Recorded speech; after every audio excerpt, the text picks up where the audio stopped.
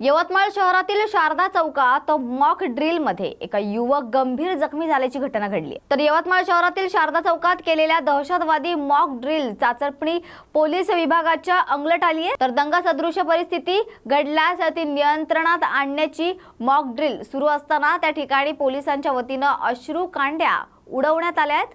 तर यातील एक अश्रूकांडी त्या ठिकाणी असलेल्या युवकाच्या डोळ्यात गेल्याने तो गंभीर जखमी झालाय। त्याला तात्काळ पोलिसांनी शासकीय रुग्णालयात उपचारासाठी नेले, मात्र जखम गंभीर असल्याने डॉक्टरांनी शहरातील संजीवनी मल्टी स्पेशालिस्ट हॉस्पिटलमध्ये त्याला नेले। यानंतर संजीवनी हॉस्पिटल येथेही प्राथमिक उपचार करून प्रकरण अंगलट येऊ नये म्हणून त्या युवकाला पोलिसांनी तात्काळ नागपूर येथे पाठवण्यात आले। या संदर्भात युवकाच्या आई, वडील आणि पत्नी शहर पोलीस स्टेशन येथे या संदर्भात तक्रार देण्यासाठी गेले असता त्यांची तक्रार घेण्यास शहर पोलिसांनी स्पष्ट नकार दिला आणि त्यांना तिथून हाक लावण्यात आल्याचा आरोप यावेळी युवकाच्या पत्नीने केलाय।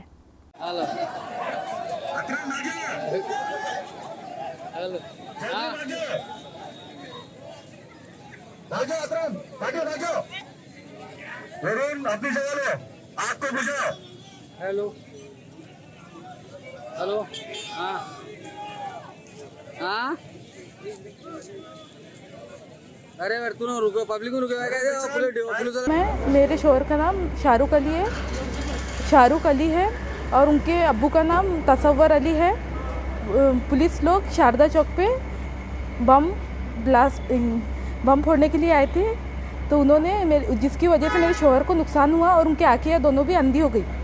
इसके हम लोग पहले सिटी पुलिस स्टेशन में रिपोर्ट करवाने के लिए गए, तो उन लोगों ने हमारी रिपोर्ट एक्सेप्ट नहीं की है। उसके बाद हम लोग एसपी के पास गए, तो एसपी ने भी हमें बोले कि सिटी पुलिस स्टेशन में जाके रिपोर्ट करवाओ। उसके रिपोर्ट करवाने के बाद भी सिटी पुलिस स्टेशन वालों ने हमारी रिपोर्ट नहीं ली और हमें हकाल दी। आपकी मांग क्या है इस मामले में? हमारी इस मांग ये है कि हमें 3 बेटियां हैं और हमारे वालिद भी नहीं है जिंदा, और हमारे बेटियों की परवरिश करने वाला कोई है नहीं। तो हमारी ये मांग है कि हम पुलिस वालों को हमको इंसाफ दिलाओ करके पुलिस वालों के लिए हम ये करें। गणपतीपोळा या सणासंबंधाने शारदा चौक येथे police station Avdhutwadi, police station Yavatmal शहर तसेच जिल्हा वाहतूक शाखा येथील अधिकारी कर्मचारी यांच्या मुबलक स्टाफसह मॉक ड्रिल प्रक्रिया सुरू असताना मॉक ड्रिलचे सर्व प्रक्रिया करताना लोकांना वारंवार सूचना देऊन मागे पांगवण्यात येत होतं।